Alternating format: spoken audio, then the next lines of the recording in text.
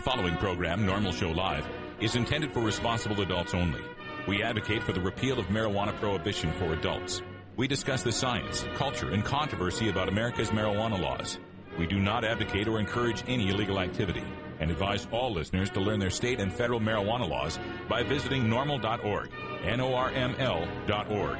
Opinions and claims made by guests and advertisers of Normal Show Live are their own and do not necessarily reflect the philosophy and policies of Normal. Listener discretion is advised. You take a seed, you plant it, you grow it, you dry it, you roll it, you smoke it. You take a seed, you plant it, you grow it, you dry it, you roll it, you smoke it, and it goes down smooth. Hey! Spanning the continent to bring you the truth about cannabis and marijuana law reform. I smoke pot and I like it a lot. From the promise of legalization. And I think we need to think and decriminalize our marijuana laws. To the agony of prohibition. One major responsibility is to encourage people to use less drugs. The National Organization for the Reform of Marijuana Laws presents Normal Show Live, Marijuana Nation.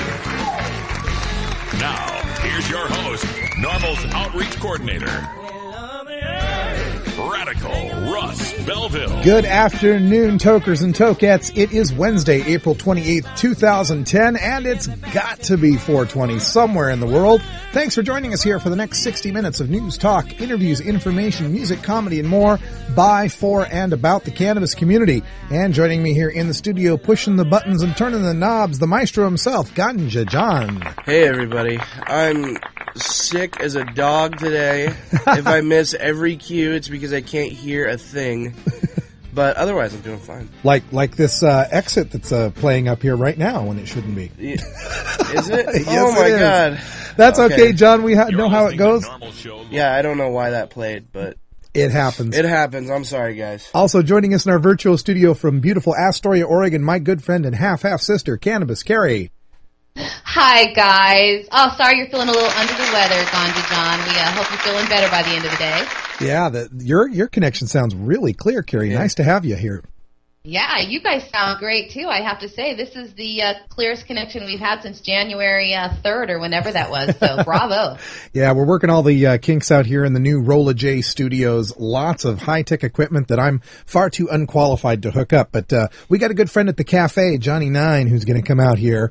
And he worked like a 96-channel Mackie board for a church. So he's going to come 52 channel. 52? Don't give him too much credit. Well, 96, 52, it's close. Whatever. Anyway, he's going to come in here and help us get things rewired. That'll be really cool. Got all sorts of people in the chat today because, of course, today is Wednesday, our day for cannabis science. Dr. Mitch Earlywine joins us from the State University of New York at Albany. He'll be answering your live questions from the chat room right at the bottom of the hour. Speaking of questions from the chat room, Grand Poobah wants to know if I enjoyed the medicine at the expo this last weekend. Yes, Grand Poobah, we very much enjoyed the medicine. We also enjoy the Essential Vape that we got. This is the newest, biggest hit at the Cannabis Cafe, essentialvape.com. Oh, this is an amazing thing here. We'll show this on cam right now. While I'm showing this, Carrie, why don't you give us a hint at what's coming up at our headlines right after the first break?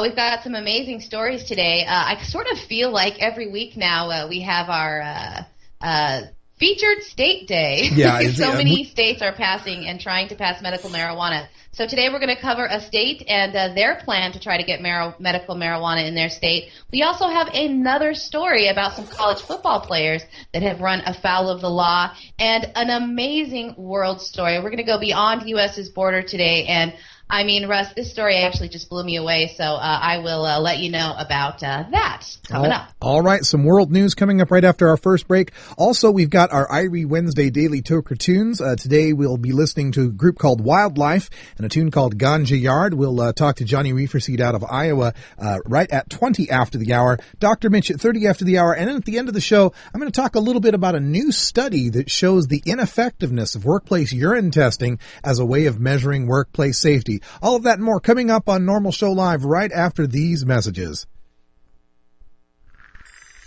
Hello, I'm Paul Stanford from the Hemp and Cannabis Foundation, or THCF. Medical marijuana is legal in 14 states today, and THCF has clinics in 10 of those states. Our doctors help qualified patients obtain an authorization for medical marijuana in their state. Patients are eligible for medical marijuana with a history of either severe chronic pain and or nausea, cancer, AIDS or HIV, hepatitis, glaucoma, seizure disorders like epilepsy, chronic muscle spasms such as multiple sclerosis or asthma, neurodegenerative diseases such as Alzheimer's, and gastrointestinal disorders like IBS or Crohn's disease. If you or someone you know has one of these conditions, our doctors will help you obtain a permit for medical marijuana. THCF Clinics has offices in Washington State, Oregon, California, Colorado, Hawaii, Nevada, Michigan, New Mexico, and Rhode Island. Call 1-800-723-0188 or go to the web at hemp.org or call 1-800-723-0188.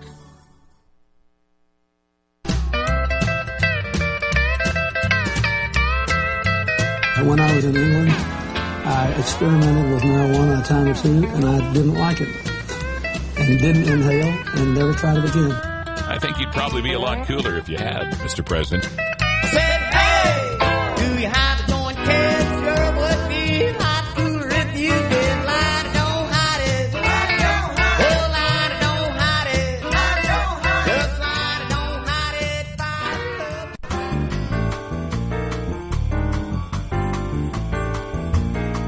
Medical marijuana, industrial hemp, consumer cannabis.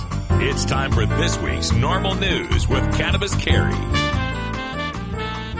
In a related story to yesterday's report about Florida State athlete Aaron Hernandez's college marijuana use, 4 North Carolina football players have been cited for, quote, maintaining a dwelling for the purpose of using a controlled substance. And 3 of the 4 have also been charged with marijuana possession and possession of drug paraphernalia. Raleigh Police Department responded with a warrant after an off-duty police officer who had been hired as a security for the college and apartments smelled burning marijuana while patrolling the apartment complex where the 4 athlete students lived. Marcus Kuhn, Jake Vermiglio, J.R. Sweezy, and George Byron were all cited during the incident, along with a 22-year-old woman who was present. 2 additional students were not charged. Now, between the 7 students there, the police confiscated 2 homemade bongs, a multicolored glass bong, 3 clear sandwich bags containing approximately 6 grams of marijuana total, and a blunt cigar containing some marijuana. That was all from the apartment, according to the warrant. The warrant also stated the finding of Byron's BlackBerry, which contained images of a marijuana plant in growth. All 4 of the players were expected to play a substantial role next fall for the Wolfpack, especially Byron, the Wolfpack's returning starter at tight end, and a 2009 first-team All-ACC selection. Vermiglio and Kuhn are also starters. North Carolina State football coach Tom O'Brien said in a statement that he is aware of the situation and appropriate action will be taken. Russ, it looks like marijuana is popular with college kids. Who knew? Oh, wow. Breaking news. This just in. Yeah. I love this. Maintaining a dwelling for the purposes of the consumption of an illegal substance. Maintaining a drug house. They were maintaining a drug house with 3 bongs and 6 whole grams of marijuana. Oh my God. It's a nightmare. It's out of control. A drug house run amok. You know, the lengths that we will go to punish people for their use of cannabis, young people especially, just never fails to amaze me. The part that Carrie mentioned too about the BlackBerry images, you know, the cell phone photos of a plant, in bloom. You know, that doesn't necessarily mean it's their plant that they're growing. I mean, they might have friends that are growing. They might know someone who's growing. Hell, it might have been a pic that they downloaded off of hightimes.com for all we know, right? So this idea that even just the image of the plant is something that's to be feared, is something that always gets to me. You know, I'm not wearing it today, but I usually wear a hat with a hemp leaf on it, you know, a pot leaf on it. I just haven't got it embroidered onto these new hats yet. And it just amazes me how many people will react to that image, the image of the leaf. And to me, it's kind of funny too, because, you know, I used to watch a lot of videos, MTV and such, and whenever a rapper or somebody would have a pot leaf necklace or a pot leaf on their hat or something, they'd always blur it out. And to me, it's like, I could understand if they were to blur out the image of a joint or a bong or a syringe or a line of cocaine. I can see blurring that out. I can see the reasoning behind that because you're not wanting to condone drug use or whatever. I don't agree with it. I very rarely agree with censorship, but at least I understand the logic there. But the banning of the image of a leaf, I mean, that just shows you how much this is about, the banning of nature, about the denial of our natural heritage here in this country. So again, I'm a little off track with the North Carolina football players here, but it's well known that many athletes are using marijuana. They're using it as a pain reliever. They're using it as an anti-inflammatory, and I see no reason to impact their careers, their college scholarships, or anything because they might have chosen to use the safest therapeutically known substance known to man. The latest state to consider whether medical marijuana should be available if recommended by a doctor is Tennessee. The Tennessee state legislature may take up the question next year after agreeing to send it to a study group first. The House Health and Human Resources Committee voted yesterday to call on state health, agricultural, and law enforcement officials to study medical marijuana and deliver a report to the legislature no later than February 15, 2011, ending a debate on the issue that had lasted for the last 2 weeks. The committee did not approve any additional funding for the study, leaving it up to the state board of pharmacy to decide whether to take up the matter. If it does go forward, the study could set up a debate over medical marijuana early next year. A medical marijuana bill sponsored by State Representative Jeannie Richardson prompted the discussion that several lawmakers expressed concerns over. Bernie Ellis, an activist who wrote the bill and presented it to the legislature, estimated that 25,000 Tennesseans use marijuana illegally to deal with chronic conditions and side effects of diseases such as cancer, AIDS, and MS. Ellis says his bill would legalize use under a tightly regulated system. Indeed, as the bill requires the medical marijuana to be grown by licensed farmers and dispensed through pharmacies. If the bill passes, Tennessee would become a medical marijuana no garden state, and home cultivation would not be allowed. A lot can change in 8 months, but for now, it's in the hands of the officials and what they have to say in the study. As these bills continue to be introduced in legislatures east of the Mississippi, we're finding more and more that they do not include the right to home grow. More and more, they're wanting to completely control the production of the marijuana and the dispensing of the marijuana to avoid it getting into the hands, of the users who most desperately need it. Of course, this means, more regulation, more fees that have to be paid, more taxes, more cost to the consumer. Something that NORML has always stood for and will always stand for is the right to home grow. We're all for, taxation, regulation, commercial, whatever. That's all well and good. You can, nibble around the edges of that however you want, set up whatever regulations are reasonable. But we've got to hold on to the right to home grow, because without it, we're completely at the mercy of the government or a corporation providing us our medicine.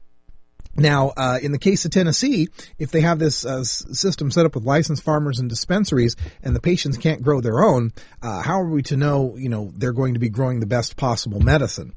It's just really disappointing to see more and more of these states that are ignoring this right to home grow. And I think part of it is that these lawmakers in these states point to the western states that have home grow, that have very open medical marijuana, and in particular, California and Colorado, and to a lesser extent, Montana.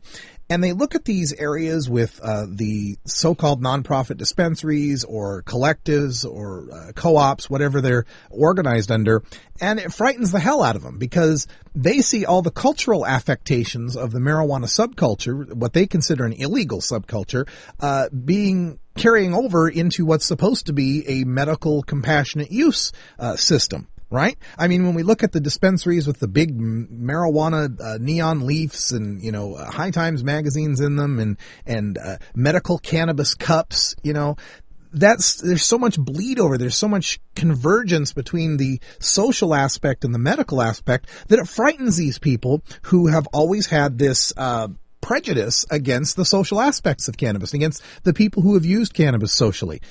It's a shame. I'm not saying that, those of us in the West need to change the way we're doing things. I think we're doing things the right way.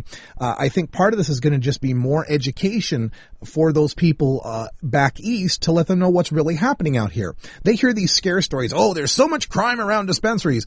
When in fact there aren't. In fact, dispensaries seem to have less crime than other comparable businesses, liquor stores or convenience stores or banks or whatever. Pharmacies for that matter, people breaking in to get OxyContin or whatever. And they hear these terrible scare stories, like Chris Goldstein once said. He talks to the guys in Pennsylvania, and the legislatures say, well, we don't want what's going on in California. And he turns to them and says, well, what's wrong with California? And they're at a loss to explain what's wrong with California. Oh, well, the crime around dispensaries. Well, no, there's no major crime around dispensaries. The problem they have with California, Colorado, and to a lesser extent Montana is the lack of it being clinical, right? Of the medical marijuana not being clinical and being more social and having all those social overtones. What we need to do as activists is to educate them, to let them know that it is indeed medical, and just because some people may enjoy it socially doesn't mean that the medical users aren't using it medically.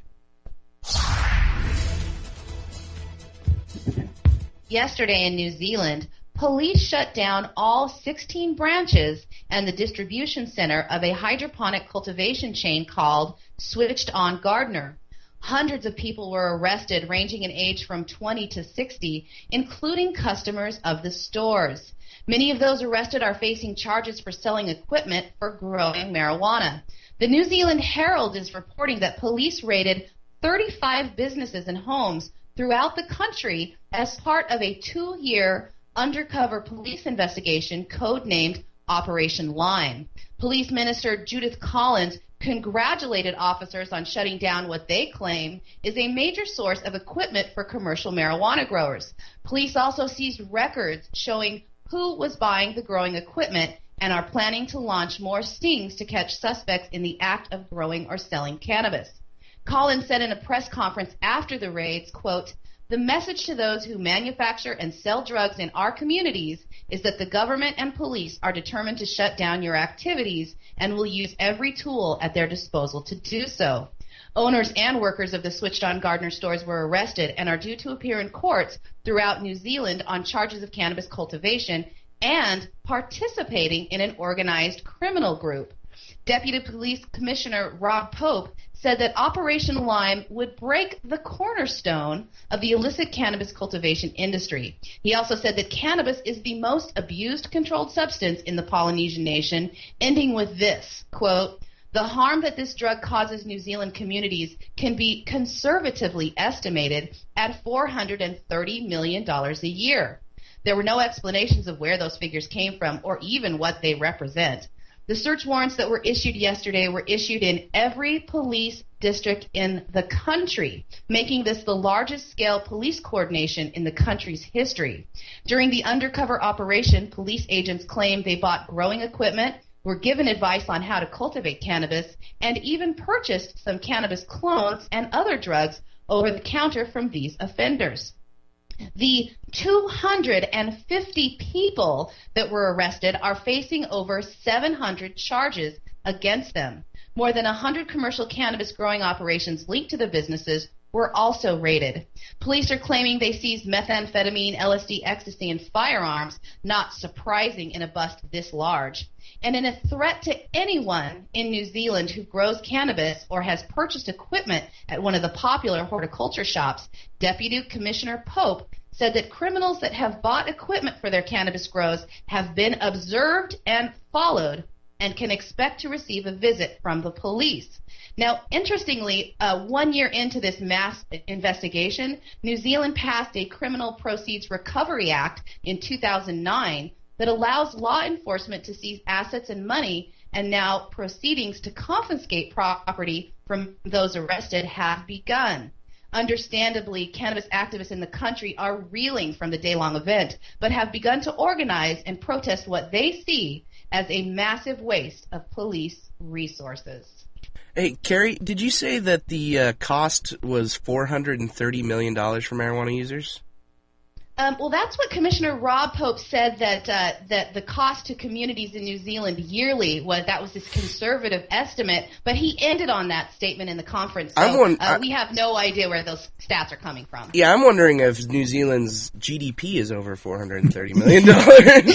Really? There's a question. Seriously. Well, I've been crunching the numbers here while we've been talking. Thanks to the Google is an amazing thing here. $430 million per year, they say, in New Zealand. Now, according to NationMaster.com, I just got the statistics on cannabis use within the last year. Annual cannabis use in the country of New Zealand, 22% of New Zealanders will use cannabis over the previous year. That's over 1 in 5. The entire country has a population of 4.2 million people. That works out to, if 22% of them are using cannabis, that works out to 924,000 users. Now, if we take 430 million, let's see, and we divide it by the 924,000, then this person is claiming that every cannabis consumer in New Zealand costs the country $465 per year. Now, for comparison's sake, we just saw that Canadian study that showed that every Canadian costs the country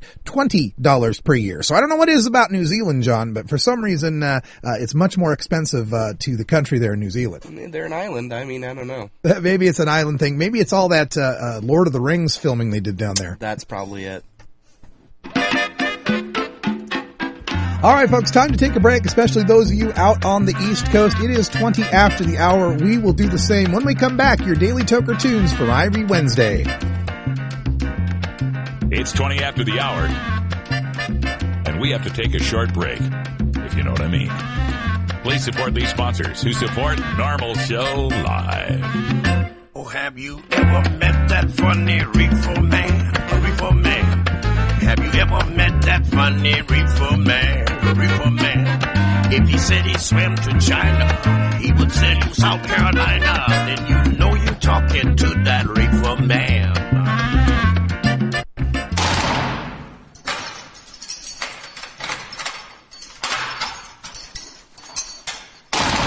Law420.com.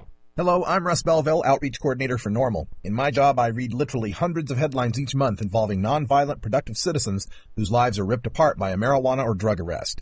Many citizens could avoid arrest by refusing police searches and remaining silent, but police are well trained to confuse and intimidate. That's why you have a right to speak to an attorney before answering any police questions. I hope you never need to exercise that right, but if you do, make your first call to the law offices of John C. Lucy IV. John Lucy is an accomplished criminal defense attorney with expertise in Oregon's medical marijuana law. John Lucy understands and respects cannabis and drug consumers of all backgrounds.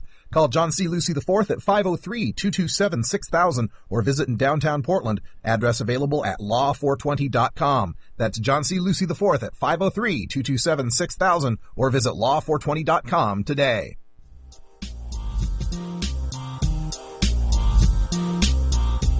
In terms of legalization of drugs, I think that the battle, the war on drugs has been a utter failure. The war on drugs has been a utter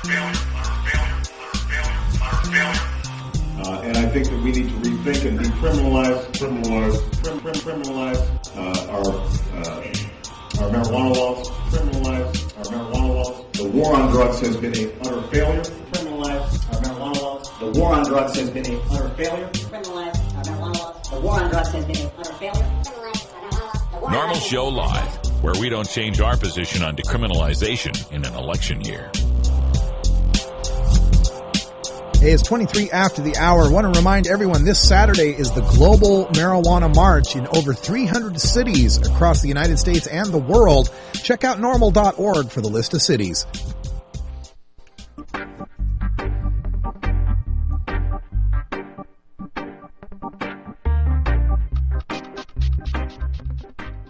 It's time for your Daily Toker Tunes, the best in 420-friendly music from all genres that uplifts, entertains, and informs the public. Our pod-safe music is donated by freedom-loving musicians who support our goal of ending adult marijuana prohibition. Today we get tunes for Irie Wednesday, our celebration of that mellow vibe we find in the best of reggae, ska, calypso, and Latin music. Brought to you by Johnny Reeferseed and the High Rollers, America's favorite red-eyed soul rock and roll band, available now on iTunes and CD Baby. If you'd like to submit your song to be played on Normal Show Live, send it to us at stash@normal.org. Now, here's some great independent marijuana music for today's Daily Toker Tunes. All right, we head all the way out to the state of Iowa and our good friend Johnny Reeferseed. Johnny, how you doing today? Hey, good. How you doing, Russ? Sorry I missed you last week. I had so much fun on 420 I couldn't find my phone the next day. Oh, I know how that goes. I've had those kind of parties. So what's happening? You guys getting ready for the march down there in Iowa somewhere? Yeah, we are. It's going to take place at high noon at the state capitol. Oh, excellent. Here in Des Moines. Oh, yeah. And then after that, we're having an after party, and so it'll be a good time. Oh, I'm sure it'll be plenty of good times, plenty of good music, too. And you always bring us some great music, some great reggae tunes. And what do we got for today? This is another one that Token Tan forwarded to us. This is George Wildlife Scott. He hails from the parish of Clarinda, Jamaica, West Indies. As most people from the rural parishes do, he came to Kingston with his mother where he attended school. He is an alignment technician by day and a musician at night. Years ago, Wildlife recorded his first tune, Worked So Hard, with Caveman, the musical teacher of reggae superstars like Luciano, Sizzla, and Jacques. Wildlife is currently working with reggae legend Bunny Wailer and has a tune on the Tech Set album Volume 1 called Farming Time, co-written by Bunny. I'm looking forward to hearing that. Today's every Wednesday toker tune, Ganja Yard, is another song that will be in the running for the Marijuana Music Awards, which you can check out at www.marijuanamusicawards.com.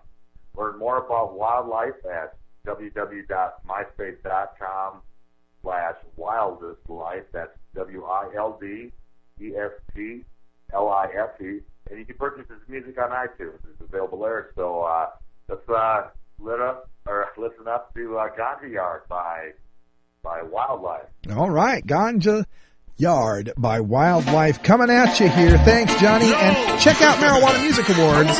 They were really helpful in getting us our tunes when we first started here as the Daily Audio Stash. Here you go, Wildlife, Ganja Yard. Where's the same one? Where we come from? Hey, Ganja Yard. That's where I'm from. Ganja Yard. That's why me spliff them so long. Ganja Yard. That's why me Charlie's always ram. Ganja Yard. Hey, a wildlife I tell them. Better bring a whole heap of weed, no matter bring no little bit. No little piece of weed they can't build a brick split. Man, I grade weed me one down in a me chalice. When me burn it, it go lift me iris. Hey, black warrior him turn to the east and bless it. If you don't have no food, let me advise you left it. Man, I grade weed will you have down your abon. If you lick it fun, hungry belly, it will lick you down. Ganja Yard, that's where I'm from. Ganja Yard, that's why me spliff them so long. Me come from Ganja Yard, that's why me chalice always ram. Ganja Yard, Ganja Yard. Well, me have me knife, me say it's sharp and bevel. Me have it cut up the green vegetable. Say when me have me chalice, me not laugh and giggle. Say the ranks are crush up the weed in a him and middle. Weed it a burn and me say pot it a bubble. Babylon come round, you must get trouble.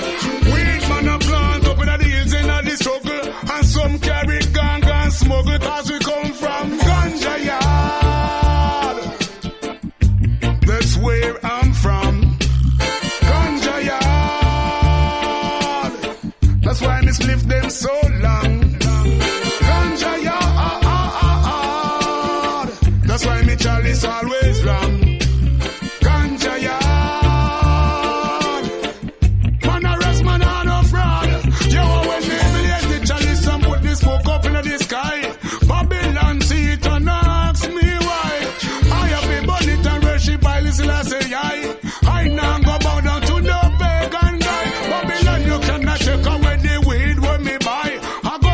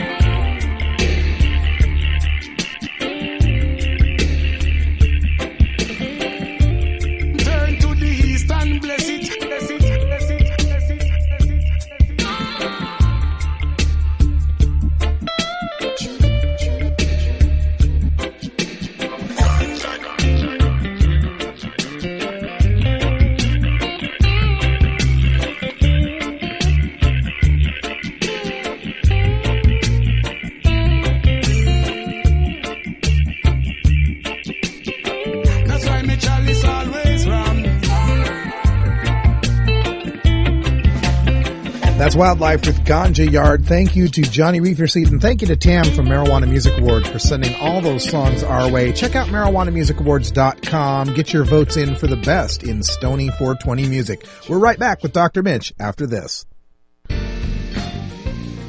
NORML Show Live is brought to you by our advertisers and supported by the generous tax-deductible donations of our listeners. If you'd like to make a monetary donation to the show, visit secure.norml.org/donate. Fill in the dollar amount and specify NORML Show Live in the comments. If you'd like to donate equipment or items to be used for prize promotions on the show, please send them to 4110 Southeast Hawthorne Boulevard, number 161, Portland, Oregon, 97214. If you need a receipt for tax deduction purposes, please indicate the value of the items you are donating. Thank you for contributing to the fight for your own freedom.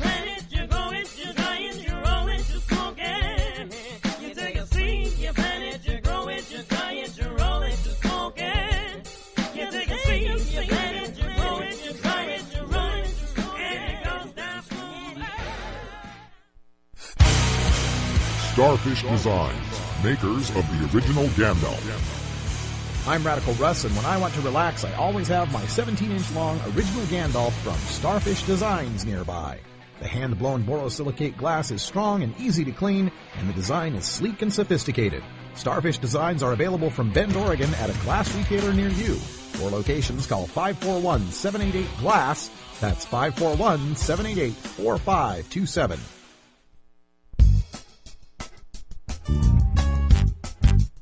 It's time for NORML Show Live's Cannabis Science with Dr. Mitch Earlywine. Dr. Earlywine is an associate professor of psychology at the State University of New York at Albany. Now, open wide and say, ah. Here's your dose of cannabis science. All right, welcome back. It's 32 after the hour, and we're glad to have Dr. Mitch Earlywine on the line. Dr. Mitch, welcome back to the show. Pleasure to be here. Oh, sounds like we got us a good connection with you today. Everyone's looking forward to it. So I'm just going to jump right into the questions unless you have some new data or information we should know of first.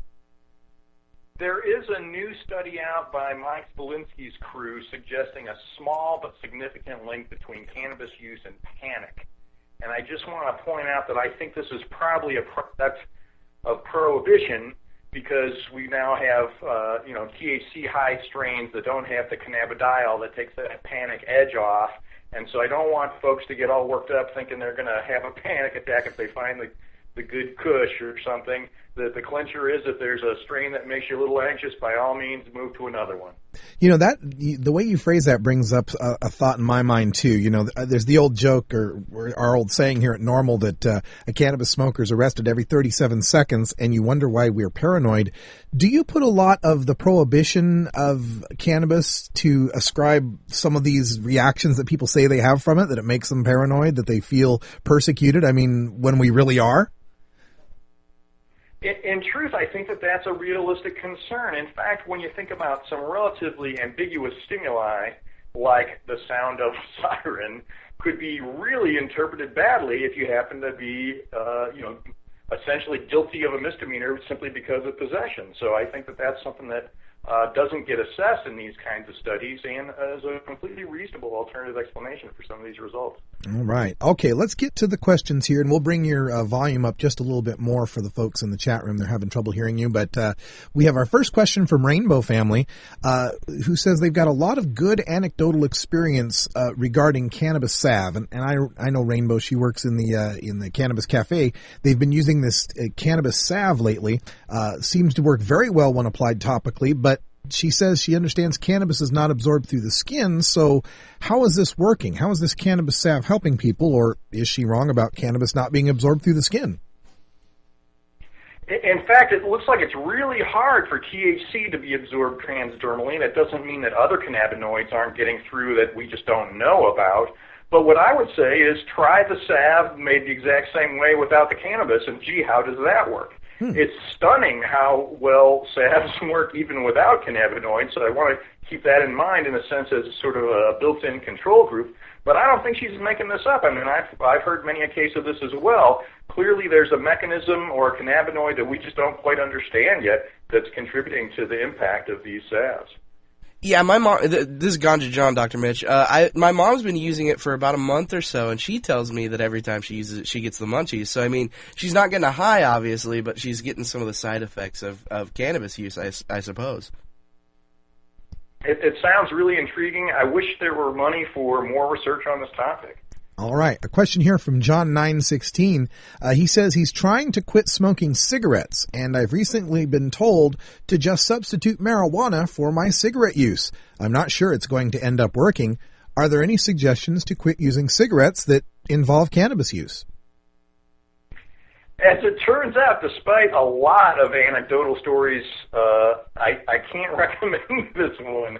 It just doesn't seem to turn out particularly well, and I find people end up leaning on their cannabis or using markedly more than they normally would under these circumstances. The clincher for cigarettes is really learning how to surf the urge, if you will. I think what happens is we catastrophize about nicotine craving and think, oh my God, this is the biggest disaster ever and it's never going to end. But just like hunger or thirst or other urges, we find they tend to ebb and flow depending on our environment, our distraction, our other situations. So if you can get yourself distracted, sit down with a nice big glass of water, stay away from cues for smoking, and essentially limit that contact, it's surprising how just the first couple of days are really aversive, but after that, most of the relapses is not about craving and urges so much as a willful decision to turn back. And I really encourage folks to stay away from those nasty cigarettes because, man, those data are compelling. This is just not a good habit. Absolutely. And with regard to the cigarette smoking and the cannabis smoking, I've got a question that just popped up into my mind. And that is, I speak with a lot of people who try vaporization and they like it. They seems to work all okay. But they always come back to smoking, particularly folks maybe of an older generation who are into the doobies, right? Rolling a doobie and smoking that doobie. And I wonder if that action, the action of smoking, the feeling of taking smoke into one's lungs itself is kind of an addictive thing, not physically addictive, but more of a habit-forming thing. And that might be why it's tough for people who are smoking cigarettes to use cannabis as an alternative. In fact, that is reinforcing that sense of smoke going down the throat, if you will. And unfortunately, that's been paired with nicotine literally hundreds of thousands of times in most experienced smokers. So the opportunity to use cannabis as a substitute really isn't there because you're essentially just increasing your nicotine craving by providing all these cues for the smoke without the nicotine itself. Also, I mean, I hate to say it, but many cigarette smokers have paired cannabis and nicotine so many times that it also ends up being really something that makes relapse more likely rather than less likely. Okay. Green Girl 3 here has a question about the properties of the roots of the cannabis plant. She says she's been saving roots to make into a cream. What do we know about the root ball of the cannabis plant and its uses medicinally or otherwise? As it turns out, unless it's like cold winter time, the cannabis plant really keeps all its cannabinoids and things like that out in the leaves and buds, so the roots aren't particularly psychoactive. Now, perhaps there are other aspects of the plant that would be useful in something from the roots, but we just don't have those data, and it seems like, as far as cannabinoids are concerned, there wouldn't be very many present. Okay, let's go on here. More questions. We're taking your questions live in the chat room for Dr. Mitch Earlywine, professor of psychology at the State University of New York at Albany. Again, author of many cannabis books, not the least of which Understanding Marijuana. So let's see here. Question for the doctor from Ithaca 420. I had one grandparent with schizophrenia. Am I safe to smoke the herb? Odds are high, yes. The clincher is, what is your subjective experience when you use it? If you find that you have a lot of medical ideation, you start thinking zombies rule Belgium or that the police are after you when they're really not, then this really isn't the plant for you. But again, schizophrenia, though highly genetic compared to, say, other mental disorders is still not the kind of thing that's really heavily loaded. Even folks with identical twins who are schizophrenic aren't schizophrenic. So that's something that's worth keeping an eye on, but not necessarily a done deal as far as never using, at least among adults. Well, okay, but let's not discount the possibility of Belgian zombies. It might explain those waffles. All right, another question here from Matter of Liberty. Why can no level of impairment be determined for cannabis like it can alcohol? I guess he's referring to blood alcohol content with DUIs and such. And the clincher here, and I feel the same way for alcohol actually, is what matters is your psychomotor abilities, not any level of a drug in your blood. So as embarrassing and weird as this sounds, I had clients who were severe alcoholics who, if they were below 0.02, they had to shake so bad they couldn't drive. And in fact, they drove better if they had a couple of beers. So you can see how this measure of blood alcohol concentration is not a good predictor, really, or an ideal one, of ability to drive. And the same with cannabinoids. I'd much prefer the roadside sobriety tests. And, we joked about this last time, but literally, can you stand on one foot with the other foot extended for 30 seconds and count out loud and juggle and ride a unicycle? By all means, you can drive a car. Absolutely. Okay. Question here from Rolla J, kind of a follow-up on the whole notion of the cannabis salves. Would using those salves or cannabis lotions make you test positive on a workplace drug screen? Again, if the THC isn't really absorbing through the skin, then it shouldn't. But if all these people are reporting these psychoactive effects of the salves, clearly the research literature hasn't caught up with the quality of the salves that are available today. So I would be a little apprehensive. And man, if you can find a job where you're not subject to those things, by all means, take it. Okay. We have some questions, a lot of people in the chat room who are concerned about you, Dr. Mitch, and how goes the studying for your drug test? Well, so I passed the home test yesterday, and I'm supposed to schedule my one for the long-term care insurance sometime next week. But believe me, it was a gruelingly long 420. Don't worry, Dr. Mitch. We will make up for it, I promise, at the NORML conference. We'll take care of you. Okay, moving on to another question. This one's more of a political one from Kentucky Cannabis. Why is it that so many doctors won't support our cause when all the science and the American Medical Association statement that was released is all on our side? When I speak to physicians about this, they're afraid, like anybody else, and I think we all started out a little bit afraid before we got into the movement. I think about the conversations I had with my wife before understanding marijuana came out, and now I sort of laugh at my former self at how paranoid and freaky I was about it. And I think as more and more physicians come forward, it'll be more comfortable for still more to come out. The other thing is I think they have these concerns about dosage that are really unjustified. They're accustomed to prescribing drugs where they can say, take 25 milligrams of this and 40 milligrams of that. And as we get more and more precise in our estimates of THC and cannabidiol concentration in the strains that are available, I think they're going to become more secure in their prescriptions.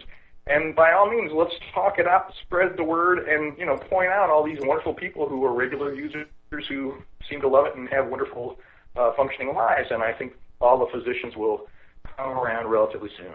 Okay, we hope for that. We need more and more physicians to be backing this up.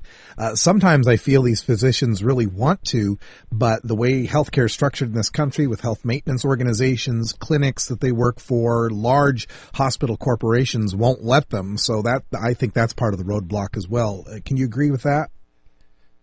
Indeed, and I mean this is really their bread and butter. It's easy for some academic like me to say, oh yeah, hey, it's all good.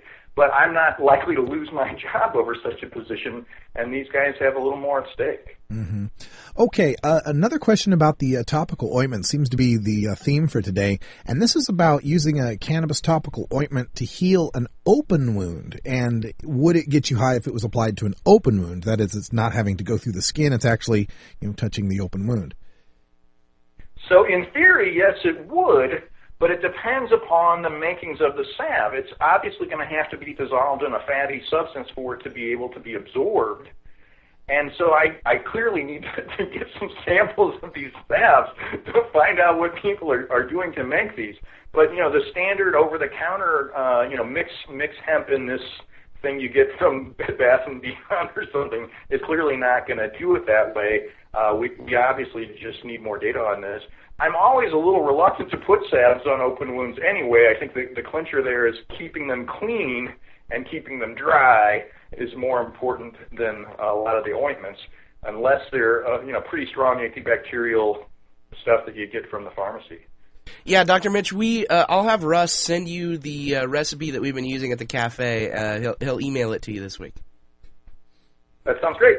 Okay, a question from Oakland County NORML up in Michigan, and they know that the president of Oakland County NORML, Greg Piasecki, recently died from a glioblastoma, and they want to know, glioblastoma, a type of brain cancer, they want to know, is there any ongoing research between cancer and cannabis compounds besides Dr. Guzman in Spain? As it turns out, that's at least the most recently published. We're trying to get more animal work done on this. The way that glial works and the development of these tumors is a giant mystery, really complicated, really revealing, but we're really in the dark on this one. In truth, it seems likely that given some of the anti-tumor properties of THC and the other cannabinoids, he probably lasted longer than he would have under other circumstances, but we need a dramatic amount more work on this, and that's a horrible loss. I just feel terrible about that. Yeah. Okay. Apparatus Beats has a question regarding the genetics of cannabis here, and wants to know, would it be possible, just theoretically possible, for two strains of cannabis to have the exact same profile of THC to CBD ratio, terpenes, flavonoids, and so on? Is that even possible, or is that what makes them different strains? In fact, it's theoretically possible, at least for THC and cannabidiol, but the idea that they would have identical flavonoids and terpenes, things like that, is extremely unlikely. And it's funny because we don't know their function very well, but often you can tell simply from smell and taste that the strains are different under those circumstances. Okay. NorCal Kid has a question. This was, again, about these topical ointments, these salves. What's the best base for a salve? What other herbs have analgesic effects that they might combine with this salve? I'm clearly going to have to review this literature more closely, Russ, because this is taking off in directions that I haven't mastered. Okay. So I'm eager to look into this, and I'll get back to folks next week with a big salve report. Okay. The salve report. And I'll get you that recipe as well. Okay. Question from Destruction, and wants to know, why is our government allowed to have a patent on cannabinoids and yet declare marijuana has no medical utility? This is a beautiful one, isn't it? So, in fact, you can get THC, the active ingredient, in the sesame oil pill as long as you're willing to pay a pharmaceutical company for it. But God forbid you'd grow it in your own backyard. Yeah, there is absolutely no rationale that I can see that would explain that one. Mm-hmm.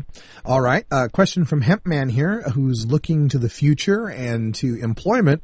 What would you recommend for someone who wants to pursue an occupation in research, researching cannabis, medical use or social use, anything like that? What kind of degree?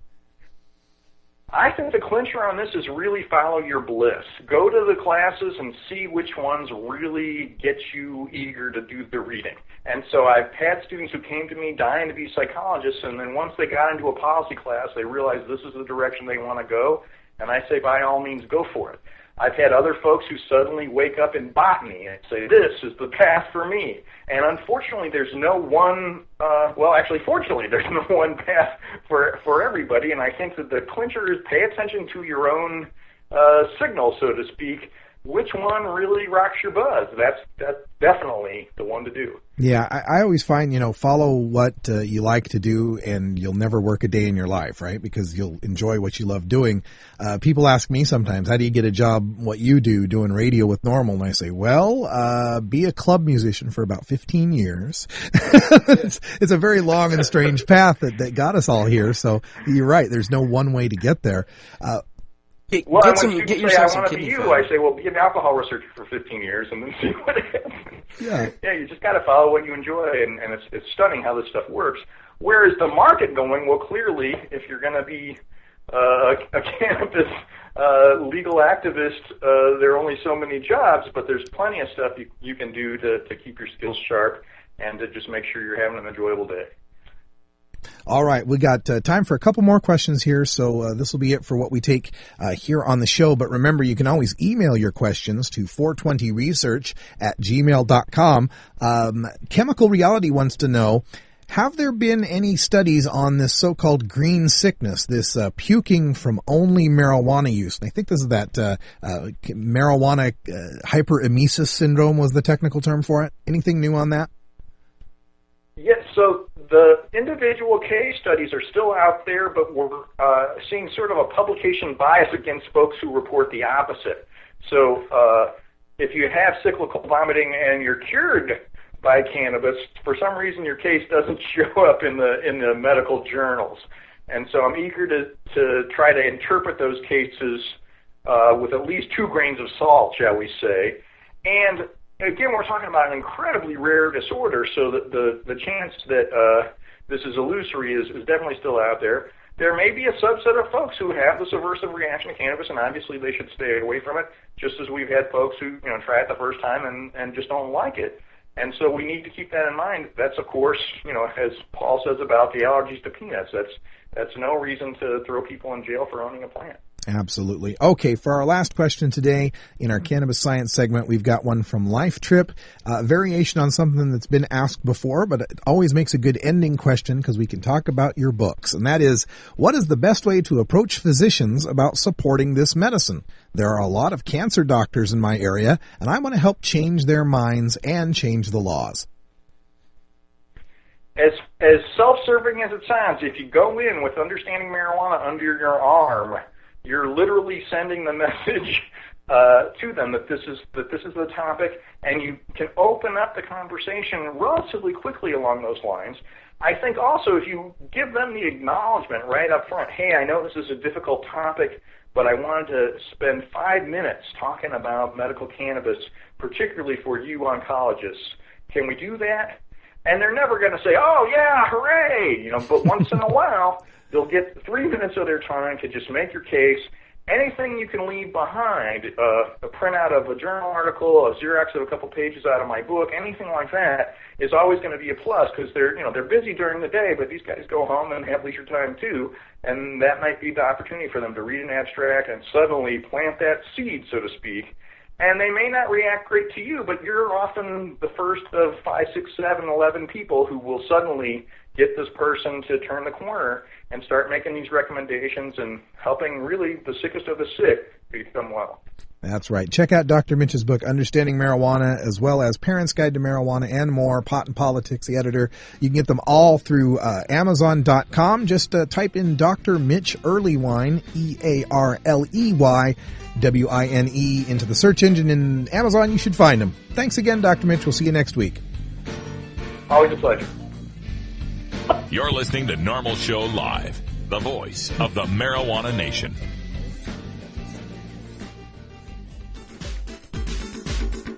It's tough talking to kids about marijuana, especially if you might be a parent who dabbled a time or two in your youth.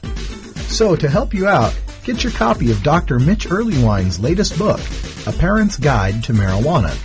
Dr. Earleywine is an associate professor of psychology at the State University of New York at Albany and an expert on the studies concerning marijuana, its effect on health and society, and the methodology behind the statistics. He is a frequent guest here on our daily audio stash. Dr. Earleywine lays it all out without the propaganda and scare tactics that parents know won't work with teenagers. He presents a rational understanding of cannabis, what it is and what it isn't, and why kids shouldn't be using marijuana. You can order today through Amazon.com or check our links at our blog, stash.normal.org. It only comes twice a day, but I don't care. It's 420 somewhere. All right, real quick here to look at our cannabis community calendar, which you can find at norml.org/calendar. CSU Fresno is having their meeting tonight, as well as Tulsa NORML tonight, Wednesday, April 28th. Tomorrow, Thursday, April 29th, University of New Hampshire NORML is having their meeting. All this week, the North and Superior Adopt a Highway pickup in Michigan. Check out Michigan NORML, minormal.org, for information on those Adopt a Highways. But of course, the big cannabis community calendar event this week is this Saturday, May 1st, the Global Cannabis March, the Global Marijuana March, May 1st. Now, in some countries, it's on May 8th because May 1st is May Day, and that's an international labor holiday in a lot of countries. And other places have May 8th as the rain day if it goes bad on May 1st. Not here in Portland, Oregon. We don't believe in rain days because they're all rain days. So we will be marching on May 1st and streaming live, NORML Show Live from live.norml.org, streaming all day from 10 a.m. to 5 p.m. from the Pioneer Courthouse Square. It'll also include our new live remote netbook, this Acer netbook, courtesy of, well, not courtesy of, but thanks to Bong Rip from Bong TV, who taught me how to set up this little mini port thing here. We're going to be walking with that through the march, so you'll actually get the point of view of a marcher in Portland's Cannabis March. I suppose that's courtesy of NORML. That's right. It's courtesy of NORML, thanks to Bong Rip. Yeah, yes, there we go. Yeah, and so many things in our show are thanks to a Bong Rip here and there. Yeah. But anyway. A lot of our ideas, at least. Well, some of the ideas. But anyway, check out the listings at globalmarijuanamarch.org, or just go to norml.org and you can see a list of cities that are participating. On our cannabis community calendar, I've got them listed for Traverse City, Kansas City, Cleveland, San Diego. All sorts of NORML chapters are involved. At least 40 NORML chapters involved in the over 300 cities that are participating in the Global Cannabis March. For more information, check out NORML's Cannabis Community Calendar at norml.org/calendar. We don't have anything else. Oh, well, I just have to start ranting. Okay. Well, I did want to bring up a little news piece that's up on the NORML front page right now, and it's a new study that shows that workplace urine testing programs are a poor method for identifying employees who are under the influence and do not significantly reduce job accident rates. This is a new study published in the journal Addiction, and you know that it is a drug test that brought me here to working for NORML. There's a long story about that. You can check it out at our blog, stash.norml.org. But I just wanted to get this quote out. Researchers found, quote, "It is not clear that heavy cannabis users represent a meaningful job safety risk unless using before or on the job. Urine tests have poor validity and low sensitivity to detect employees who represent a safety risk. Drug testing is related to reductions in the prevalence of cannabis-positive tests among employees, but this might not translate into fewer cannabis users. And urinalysis has not been shown to have a meaningful impact on job injury or accident rates." End quote. The authors concluded, quote, "Urinalysis testing is not recommended as a diagnostic tool to identify employees who represent a job safety risk from cannabis use." End quote. Well, you know what? It's never been about a safety risk with drug testing. Even they know it. If they were worried about safety risks, they'd stop people from having those 3 martini lunches. If they were worried about safety risks, they'd test employees to see whether or not they're tired or hung over from the night before. If they were really worried about safety risks, they wouldn't allow employees to work who are on Oxycontin or Percocets like they have in some situations here in the state of Oregon. We know it's all a sham. It's time to end workplace urine testing. It's meaningless and it's discriminatory. I'm Radical Russ. Thanks for joining us here from Rolla J Studios in beautiful Potland, Oregon. It's not a typo. It's a way of life. For Ganja John, Cannabis Carry, I'm Radical Russ. Until next time, take care of each other, tokers.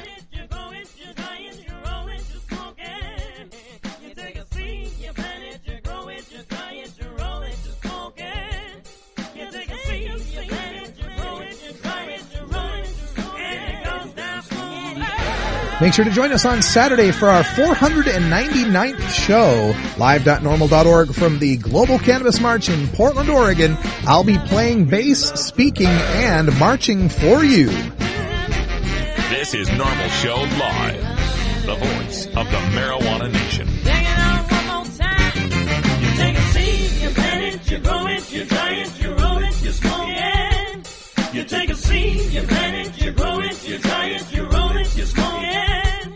You take take a seed, you plant it, you grow it, you dry it, you roll it, you smoke it, and it goes down smooth.